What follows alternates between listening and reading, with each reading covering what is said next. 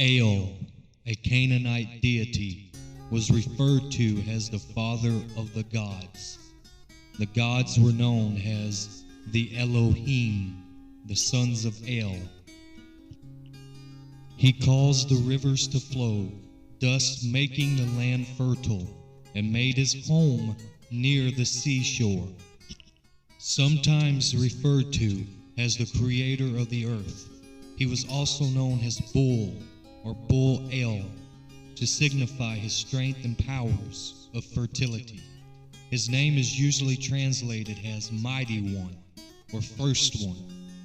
In 1929, stories about El were found on clay tablets at Asherah in Syria, the site of the ancient city of Ugarit.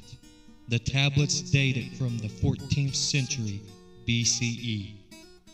Although El was usually regarded as the husband of Asherat or Astarte, one myth found at Asherah tells how he had intercourse with two women, probably representing Asherat and Anat. The women give birth to two deities, Shachar, which means dawn, and Shalim, which means dusk.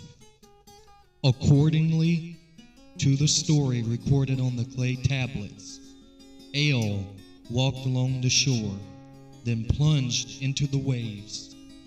His hands reached out like the waves, and he made his wives fruitful. He kissed their lips, which tasted as sweet as grapes.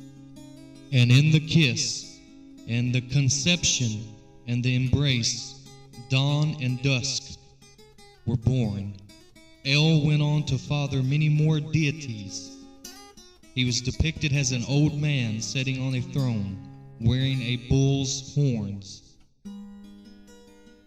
El and his wife, the mother goddess Asherah, had 70 sons called the Elohim. The Canaanites worshipped El and his sons, the Elohim, in the land of Canaan.